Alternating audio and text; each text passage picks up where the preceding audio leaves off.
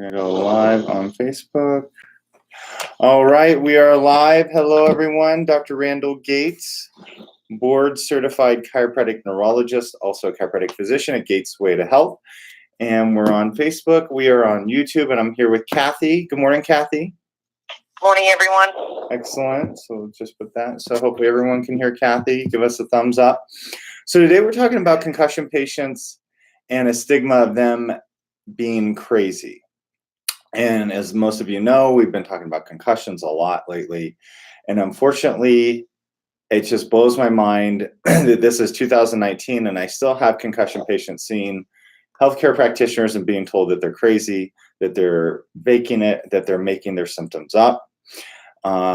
It's just beyond interesting that even in the literature, these questions are still being considered. And today we're going to talk about an article that I just read last night and maybe giving some validation to concussion patients that they aren't crazy. So, Kathy, did you have some questions that you wanted me to go into? Yeah, let's look at what is neuroticism. Neuroticism is one of the 5 major personality traits in psychology. And neuroticism, or people who score high on neuroticism, tend to be really envious.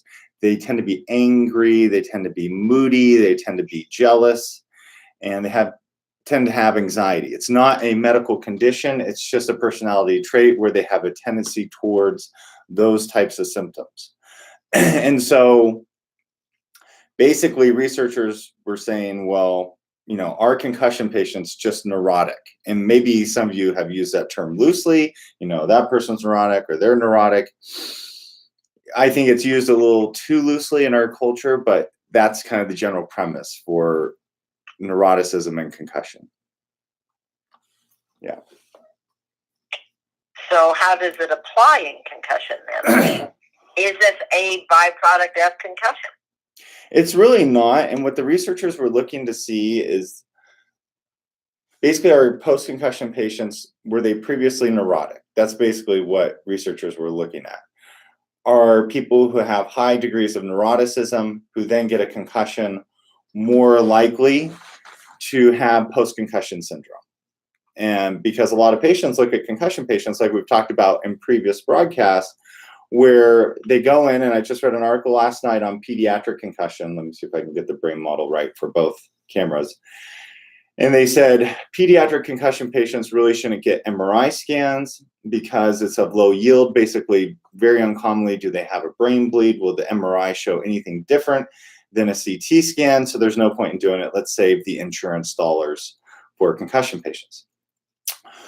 Well, as we've talked about in recent broadcasts, there's so much more to it than that. There's current imaging techniques that show that there actually is damage primarily in this part of the brain. It's called the anterior cingulate gyrus, as well as the corpus callosum.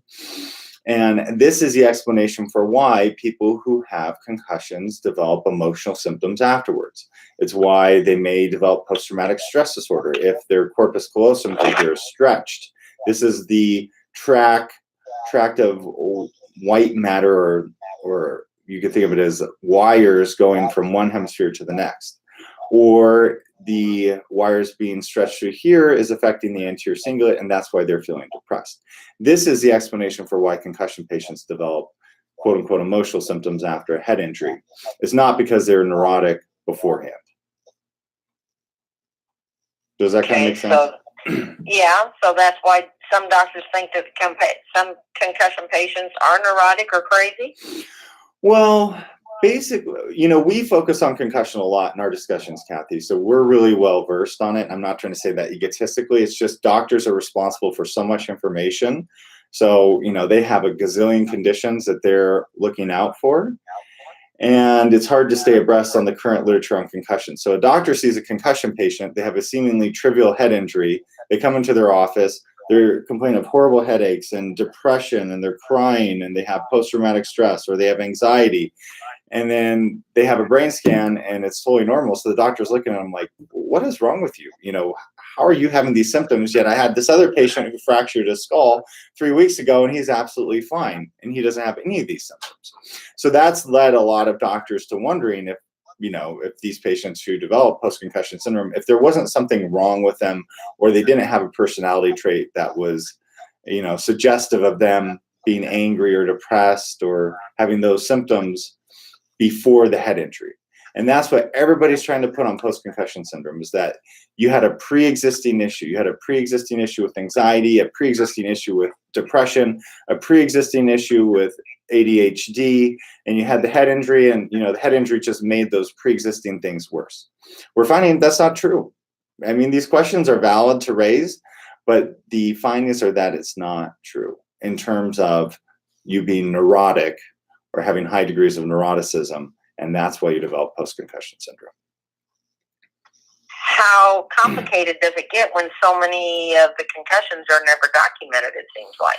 So, I mean, doesn't that leave us in a quandary too? It does. It really does, because how many people get a concussion and don't think to get it further evaluated? How many kids get concussions playing sports or young adults and never report it because they don't want to be pulled from the game? And so this is probably why we're seeing the long-term fallout of repetitive head injuries later in life, which is now being documented, referred to as chronic traumatic encephalopathy, CTE. And that's a whole nother ball of wax unto itself. But this is a concern, and this is why so many parents are really questioning, should they let their kids play contact sports? Girls soccer is one of the biggest ones in terms of head injuries. So it's a pretty big issue for us right now here in 2019. So what does the research show? The research shows, the article, Journal of Neurotrauma, it's this year, let me see, it's from February, so it's very recent. They looked at this exact issue. It was over 600 people with head injuries and controls, and they basically looked at their psychological inventories, and they looked to see, did concussion patients have higher degrees of neuroticism or other personality traits? And they found that they did not.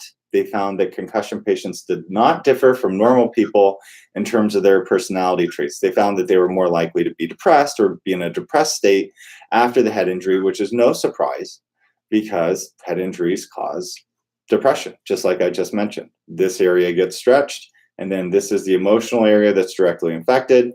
This area right here is called the subcallosal anterior cingulate. I've been mentioning it for a few weeks. That is the sad area of your brain. So if the wires going to it get stretched, there's a probability that this area is going to be affected, and a concussion patient is going to feel depressed. It's simple as that. Okay. Yeah. I was interested this week. I spoke with a young man who's a student coach at a college. Yeah. And questioned them about their procedures, what they're following now as far as concussion. To me, they sound like they were really improved how they're paying attention to it. But I had to call him, and he said that if it was determined that the concussion was there, they had to stay out 10 days or whatever. And I'm like, Dr. Gates says 30. At least. and he kind of questioned me, and I said, I believe I've been told it takes that long for stuff to start to heal up and get back to normal. So you don't want to go back in 10 days and re-damage something or injure it that hasn't even had a chance to come around from the first injury. But I mean, what he told me, I was impressed that they'd even improved it that much as to how they're recognizing it, paying attention to it, and realizing that this is a big deal. This young man even wrote a paper on encephalopathy last year because he knows it's an ongoing problem in the sports world. Wow, that's pretty cool. That's good to know.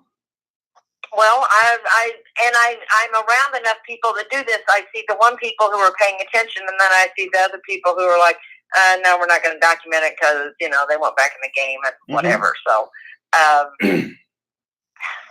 it's a really, really, really narrow road that people are walking between damaging these kids for a long time and, what we could do maybe to help them out. If they're going to play these sports, somebody at least needs to be paying attention to what's going on with them. Yeah, I couldn't agree more. And, working in the chronic illness arena, and you've seen this, Kathy, with all the people that, you see in our clinic, so many people have anxiety, so many people have depression, so many people have insomnia. I mean, insomnia is like 50% of the population. Anxiety is 30% of the population. So now you add a head injury into that mix, and you're taking someone's brain and really, as you're alluding to, affecting their long-term mental and emotional health. And it's just very, very interesting that our brain's ability to shut off unwanted thoughts seems to be heavily affected by these head injuries and other processes that we need to pay more and more attention to, because as we look at chronic illness and the burden of chronic illness, whether it be pain, emotional state, memory, a lot of it surrounds our stressful lifestyle, and helping someone's brain to be as strong as possible so they can get through life without flying off the handle, or get through life without being horribly depressed, is really important from a parental most of standpoint. us are born in pretty good shape. Exactly. The majority of people are born healthy. Right. And it's what we do in that interim that affects us, not just short term. It's going to come back and bite us on the long term if we're not careful of how we take care of ourselves. So 100%. I think this is an extremely important thing that you brought up. I'm glad you spent so much time going over it in detail, because there are so many arms to this sort of thing. I mean, whether it's going to be that people think you're crazy, or we talked about some of the other things the last couple of weeks that come up that people have to deal with, whether it's their memories. Mm-hmm. There's also so many things that go into it. The brain is your computer. You don't like to drop your phone and break the screen. Perfect analogy. I love it. I love it. That's the way I'm looking at it, and I've changed my lifestyle quite a bit to try to make the most of what time I have left on this earth, and I would like to enjoy it and at least know what's going on around me. So the fact of brain injuries and that sort of stuff, is, I assume, it's one of the most paramount things that we need to be looking at as far as quality of life as people age. I agree, 100%. And the cool part about 2019 and what we've been exposed to at Gateway to Health with some of the new imaging and testing we're doing is that we can actually see what's going on in your brain now. We can test functionally what's going on in your brain. We can look under the hood, so to speak, and see what parts of your brain are dense, what parts of your brain are not, what parts of your brain have been stretched from a head injury, what parts of your brain maybe have been wired differently because of genetics. And now we're able to give people an understanding of why they've seen doctor after doctor after doctor, and they've taken medication after medication after medication to no avail, and didn't have understanding except to basically think inside, well, there's something wrong with me, or I'm crazy, or I'm weak. It's not true. It's not true, folks. I don't know how else to explain it. I mean, if you have flat tires on your car, you're not going to be able to drive really fast. Well, if you have one part of your brain that deals with emotional processing that's been injured, or it's been affected genetically, or it's just finally succumbed to years and years and years of anxiety, well, you don't have a chance of shedding those unwanted thoughts, whether they be sadness or fear or anger. So it's just very, very interesting. It hit me yesterday that we're in a very unique position now to show people what's going on in your brain. As Kathy says, it's our master computer. It's our most important organ. We need to have a little more focus on it. So. And I find people all the time. I talked to somebody the other day who has vertigo really bad, and I told them about my vertigo and how you took care of it. And I can get on a boat now, and I can go have fun and whatever. And they kind of look at you like, well, what'd you do? And I'm like, well, he has brain exercises that, turn on parts of the brain and turn off others, and, make everything work at maximum velocity, if you want to call it that, so that you're really moving on. And it's amazing to me what can be done, and no different than if your computer is full of garbage and you've got to take it someplace and get it cleaned out. Right. It's the same kind of process. It's got to turn things back on, and how many of us have sat here with like a PC and said, "Oh, this thing's so slow. It won't do this. It won't do that. It needs cleaned out. It needs tuned up. It needs whatever." And the great thing is, you know how to do that for the human brain. Yeah, and that's a great analogy. That's a great analogy. And the concept is so simple, yet, it's really not been done. And neuroplasticity, which refers to our brain's ability to change and become stronger, has been around since the late 70s, 80s, very prominent in the 90s. But the application of how to get someone's brain stronger I don't think has really been gotten out there. I think my mentor, Dr. Carrick, he really has pushed the envelope, and he's been the pioneer in this field for rehabbing brain injuries and things of that nature. But, I'm excited to see where we go in the next 20 years. And I hope that this model becomes more and more and more common, so that people who have, whether it be an anxiety or a depressive disorder or a head injury, can really get the help they need in rehabbing the parts of their brain that have been affected. It's personal training for your brain. If you tear your bicep, what are you going to do? You're going to rest it, and then you should start exercising again. And then you need to get the scar tissue laid down properly so that that bicep can be strong again, or your hamstring, or if you have a knee problem.